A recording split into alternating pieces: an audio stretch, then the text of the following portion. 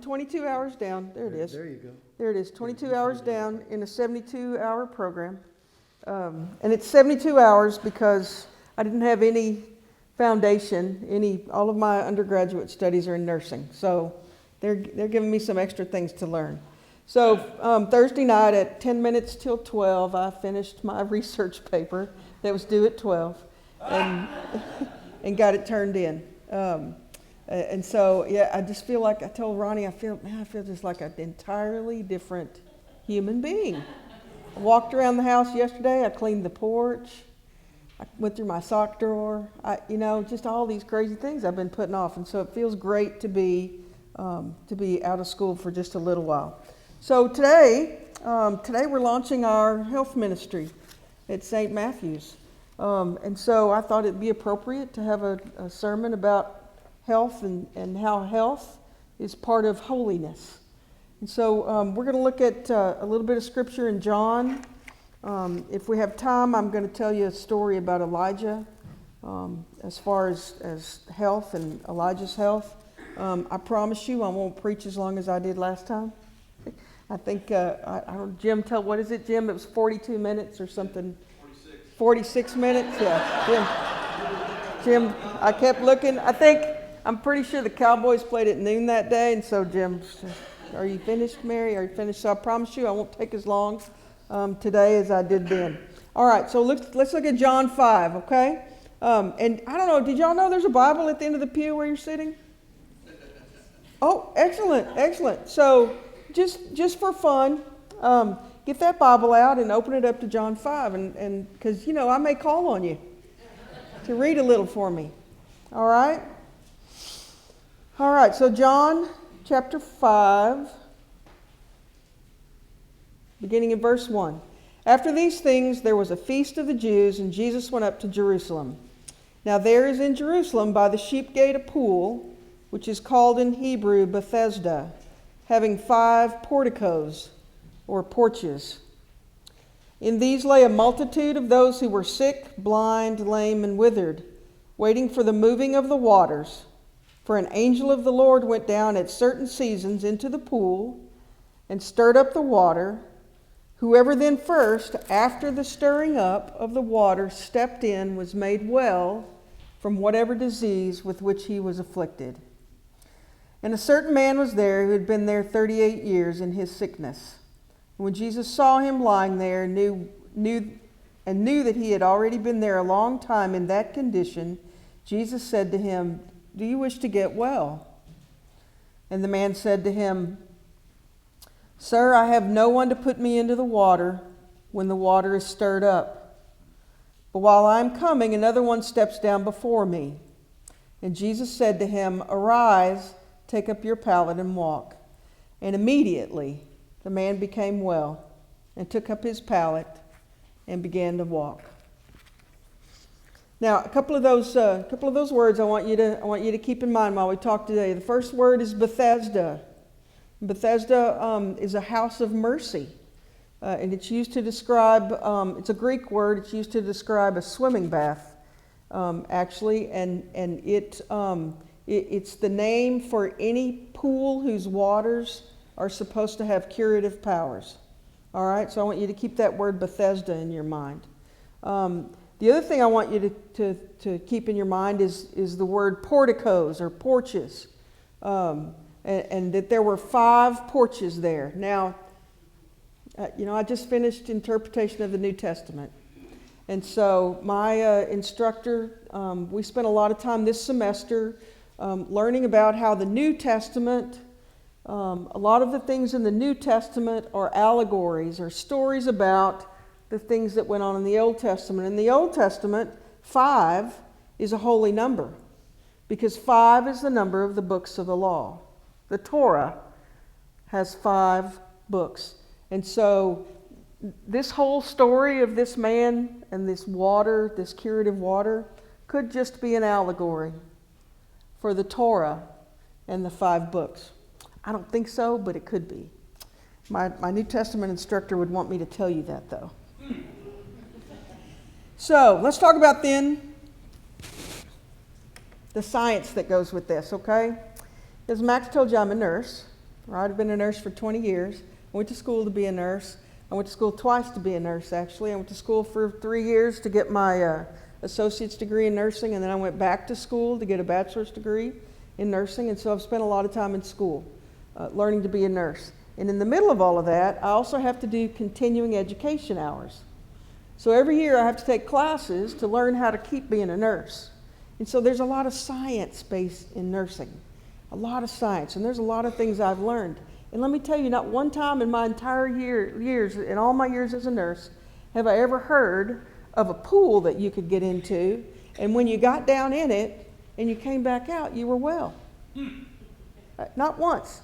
Not one single class did I go to. There is not a biology book in the world that will tell you that you can go and get in a hot springs pool, and when you come out, you'll be well. And so when I think about the science of the Bible, and do these two things all go together? Well, sometimes in my nurse's heart, I have to stop for a minute. And I have to remember, first of all, when was this written? It was written a long time ago, 2,000 years. A long time ago. Do you think they understood everything they saw back then? No, it was before anybody even had an idea of what gravity was. Right? Nobody understood bacteria or penicillin or any of those things that we understand now. There was no such thing as the internet, for sure. All right? And so I think that what they had there in Jerusalem was a hot springs. Because if you look at the word disease in verse 4, that word is used 16 other times in the Bible, and it's always the same Greek word as the word for leprosy. And so those folks that were on these porches, these 5 porches, probably all suffered from leprosy because, you know, the lepers were put out, they were kept separate from the rest of the people. And so it makes sense, right? If somebody with a skin disease would go down into a mineral bath, a hot mineral bath, that when they came out, they would feel better, right? That the minerals in that water, we know that the minerals work to keep us healthy. And so if you look at the science of it like that, then it makes sense. Because I don't want y'all to think that I'm getting up here this morning and telling you if you go get in your hot bathtub with a little Epsom salt that you're going to be well, because that is not what I'm telling you, okay? You'll feel better, but you probably won't be well. Now the other thing I want to point out to you is I want to read to you. I was looking at hot springs yesterday. I just Googled that. I just love Google. Just whatever pops into my mind, I Google it in there, and you'd be surprised how many other people have the same crazy thoughts that I've already had. Because their questions I want to ask are usually already there in Google. So here's the description of that Hot Springs, Arkansas. Right? They've got a whole city that's just kind of built around these hot springs. It's a big tourist thing for them. And so here's their description of their hot springs. When you get there, you will be offered a cup of pure mineral water to drink to prepare your body for the 100-degree bath. Your bath will last approximately 20 minutes, during which your personal attendant, I know this sounds good, doesn't it? Will check in with you to ensure your comfort. Afterward, you may choose from a sitz bath to focus the therapeutic effects on your lower body, or the steam cabinet for all-over soothing. Hot packs may be administered to any particular achy areas of your body per your request. I wonder if they have a body size hot pack. A refreshing, cool shower concludes the bathing experience. Then you may prepare for your full-body Swedish massage. When you are finished with your spa treatment, you will be escorted back to the dressing room. You will leave feeling relaxed and rejuvenated. Man, I feel better just reading that, don't you? I'm also thinking we can rent a bus and we can head over there, right? We can go to Arkansas, amen? There are 9 hot springs in Texas that are probably a whole lot closer. So I'm thinking we just need to load up one day and go take a bath. All right, so let's look at this man laying on the porch, though. He'd been laying there for 38 years. 38 years. That's a long time. That's a long time. unless you're over 50. And then time goes fast like you're sliding downhill on a cardboard box. I mean, it goes fast. And so 38 years. One day, this man, he was well. There wasn't anything wrong. And he probably started with a little itch or a little dry patch on his arm. And then pretty soon, before you know it, it's 38 years later, and he's had this chronic disease, this chronic illness. And he's with all of these other people who also have this chronic disease. And they're ostracized from the whole community. And so look at what Jesus asked him, though. Sometimes Jesus asks questions and I think, really? What are you thinking, Lord? But then I remember who he's talking to. He's talking to people that have no idea who he is. And so he's got to be very specific with them, right? Because they're like kids. So he says to this man, do you want to get well? Well, what would you say after 38 years? You bet I want to get well. I've been laying here for 38 years, Lord. And every time the angel stirs up the water, and that word stir, by the way, is the same word that is used for troubled. When the waters are troubled, when the Lord is stirring up the waters. But the man says, every time that the angel stirs up the waters, somebody else beats me down there first, and I don't get to get well. And so what did Jesus say to him? He rushed right over and said, here, come on, sweetie, let me help you up, and let me carry you down into this pool. Right? Is that what Jesus said? Keith, what did Jesus say? Pick up your mat. He said, get up, pick up your mat, and do what? And walk. And get well. Pick up your mat and walk and get well. Right? You see where I'm going with this? We're starting our health ministry today, right? All right. So what's the first step to healing then? You got to get up. You got to move. Man, and that's hard. That is so hard. I think about the word porches. I have a porch in my house, my back porch. It is my haven. It is screened in. It has a ceiling fan. It has a 55-inch television. I mean, it is decadence. It is awful. I say it out loud and I think, now I'm embarrassed. But it's where I sit and I watch sports.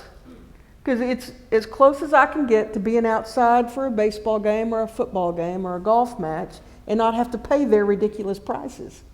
Right? All I have to do on my back porch is turn it on. But I sit on that porch, and you know, I can sit on that porch for hours and be so comfortable. And last Christmas, I got a tabletop butane heater that, you know, with a little cap on it. And so I can even sit out there in the winter.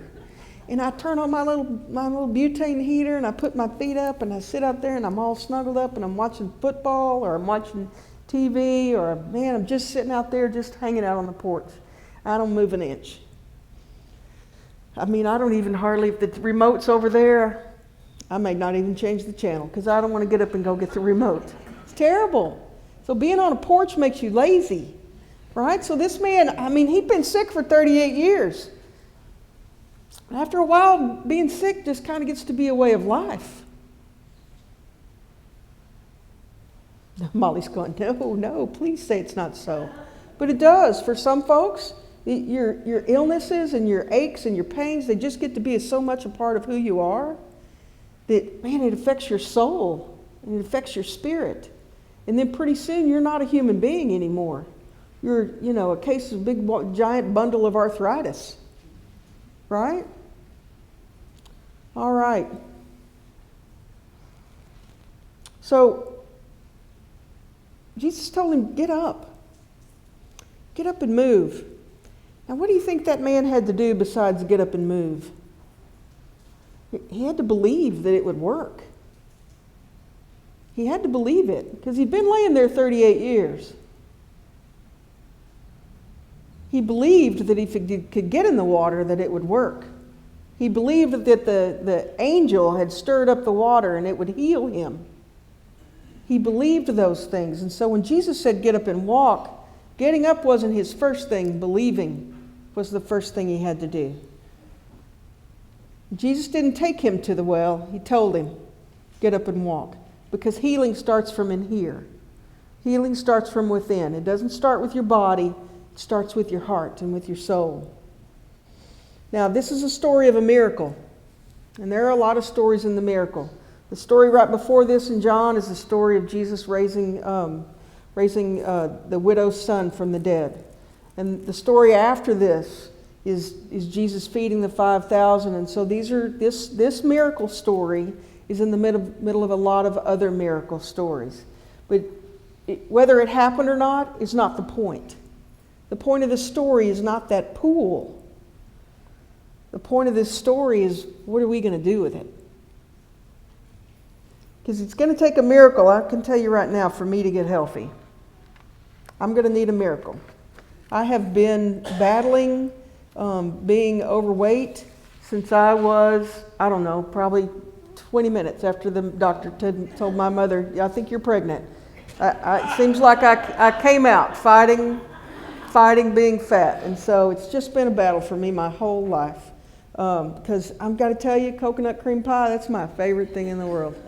It is my favorite. Well, except for fresh sourdough bread with butter. That's my favorite. Well, except maybe if it was a ribeye about this thick, cooked medium rare with some horseradish on the side. Right? I guess really food is my favorite thing in the world. And so I didn't have hardly met any food at all that I didn't just like. And so I love to eat. My problem is I spend too much time on the porch. All right? I tell you guys, this sermon's really for me, and you just get to listen to me talk to myself in the mirror. All right? Because God gave me a new job last semester. And thank God He did, because thank God for God. Right? That doesn't make sense. Thank you, Lord, for giving me this new job. But because of this new job, I go and I go to school, and I talk about my job at school, and so they're paying me to go to school. I'm on duty when I'm at work. And so it's a great blessing for me. And there was a point to this story. Oh, the point to this story is that my new job for you is as your faith community nurse. And I can't be your faith community nurse if I'm not a good example. I can't do it. And so this sermon today really is mostly for me. But also I hope it touches your hearts a little bit also. Because what we're going to do today after church is we're going to take some blood pressures and we're going to measure waist circumference. Because they've discovered that waist circumference is an indicator of how healthy or unhealthy you are. And if it was big waist circumference, apparently I'd be very healthy. Very, very healthy. But it's not. And so what we're going to do today, and it's going to be all very private.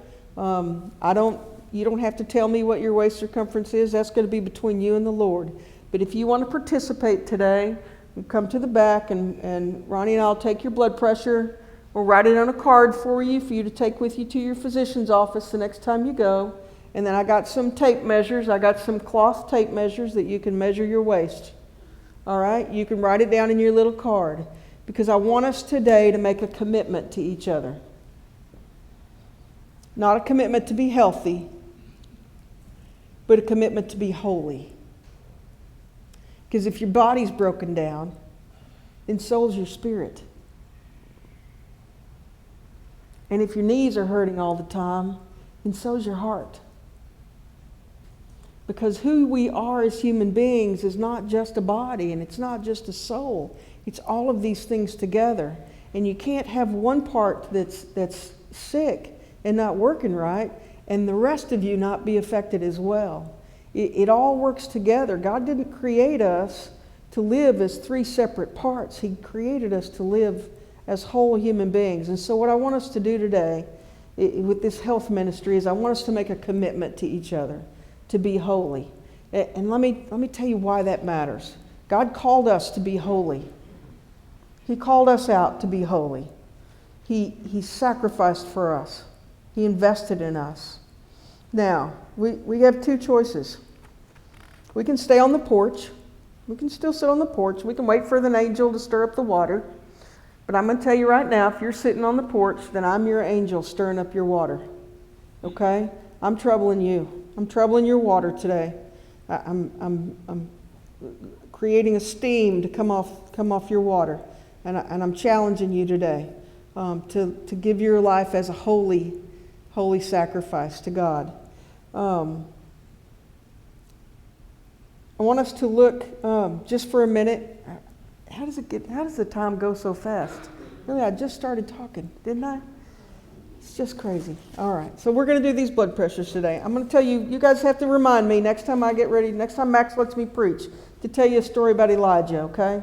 Because I want to talk to you about Elijah and about health. But I want to say to you, first of all, that we're going to meet today. We're going to make this covenant with each other. Today, if you want to just come find out about the program, that's fine. Because on January the 10th, I know y'all thought I was going to make you go on a diet and be healthy right before Christmas, right? No. Because I don't want this to be just another diet. I don't want it to be just another, whimsical thing that you do. I want it to be a covenant that you make with each other and with me, and I want it to be a covenant that you make with God. And so we're going to start today by giving you some measuring points to go off of, but then we're going to kick off our formal ministry on January 10th. All right, and beginning January 10th, we're going to start a walking club. Okay? And we're going to walk to Jerusalem. All right? It's 7,024 miles from this church to Jerusalem. That's a lot, right? Well, if only 10 of us join the walking club, that's only 702 miles. Right? If you only walk 350 days out of the year, that's only 2 miles a day. We should be able to get to Jerusalem pretty quick. If 20 of us go, right? I'm going to have a place set up for you in the back where you can write on a piece of paper how many miles you logged for the week. Or you can email them to me. I've got cards for you with my email. I've got cards for you with my cell phone. Because I'm making a commitment to you today that our healthcare ministry team is, as much as you want us to and as deeply as you want us to, we're going to get involved in your life. Because health and holiness go hand in hand. And so we want to be a part of that. And we're going to start by being good examples. All right? We're going to be the leaders on the walking, aren't we? Man, you should see the look I'm getting from back there. From the other nurse. The health ministry team needs other members too, though. So I want you to also pray about helping. Because we need help setting things up and tearing things down. Next year, we're going to have some great things going on around here. I've got speakers who've offered to come in on a Saturday afternoon. They're going to come in. They're going to feed you healthy food. They're going to come and feed you and talk to you about making arrangements for things at the end of life. And they're going to talk to you about Medicare and explaining all of those things to you, and about being able to make decisions for yourself now, because later on you might be able to. And so they're going to come and talk to you guys about that. And we're also going to have I've got access to an online health education program, and so I'm going to take a survey with you guys on January 10th. When you come, you'll have a little 10-question survey to fill out. And so we'll figure out what you're interested in, and then we'll have meetings where we can get educated about those things, no matter what it is. And so I'm very excited to get this started. But we can't do it. We can't do it unless we commit to each other. Now, let me tell you why this is important. It's important because this body we have it's temporary. It's just a machine. Now, it is one of the finest machines ever created. Let me tell you, the things that your body does without you even thinking about it, God designed us to be that way. And so, but it's temporary. It's just temporary. And these ailments that we have, these physical aches and pains that we have, man, they can just drag us down in our spirit. And so part of our goal, our journey to healthiness, is also our spiritual healthiness. Now I gotta compare this to if you bought a car, right? Because your body's the transport vehicle that carries your soul around. Well, if you buy a new car, it carries you around, right? Well, now I've had a lot of cars in my life. learned now that I'm older to buy a good car and to take good care of it and to do the maintenance on it, and it'll last a long time, because one of my least favorite things in the world is a car payment, right? So my very first car was a gift to me. My stepfather gave it to me. And man, every 6 weeks we were out there tinkering, changing the oil, or he taught me to change the tires even when they weren't flat. He made me jack the car up and change the tires. But the point is, I did the maintenance on it. And so, because I have invested my money and my time in that car, right? That car costs hours of my life to be able to purchase that car. So if I'm going to invest that kind of money in a car, why don't I owe it to myself to invest that kind of time in myself, in this machine? How about you and your machine? Now, some of you have seen a few springs come and go, and I understand that. I understand that. And you may be sitting thinking, well, you know, I'm 70 or I'm 80 or I'm 90 or I don't need to worry about this. I don't need to worry about this. But I want you to. I want you to get in this with me and get involved with me. If you can't walk, man, we'll figure out something else, some other kind of movement. But you got to move. You got to take up your pallet and walk. Got to get off the porch.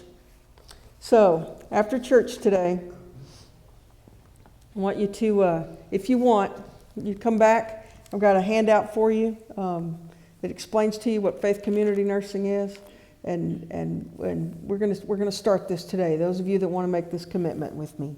Now, here's one thing I'm going to promise you. Actually, I'm not going to promise it to you. God promised it to you. Here's what'll happen. All right? What happens when we live God's way? Well, He brings gifts into our lives, much the same way that fruit appears in an orchard. Things like affection for others, exuberance about life, serenity. We develop a willingness to stick with things, a sense of compassion in the heart, and a conviction that a basic holiness permeates things and people. We find ourselves involved in loyal commitments, not needing to force our way into life, able to marshal and direct our energies wisely. Now that's an interpretation of Galatians 5:22, which is the fruits of the Spirit. And you guys have been studying Galatians, right, in Bible study. And so it's just a different interpretation, but these are the gifts that are available to us if we just make a commitment to be holy. And I'm asking you to join me today and from now on in a journey of health and holiness. All right. Max, that's it. Thank you.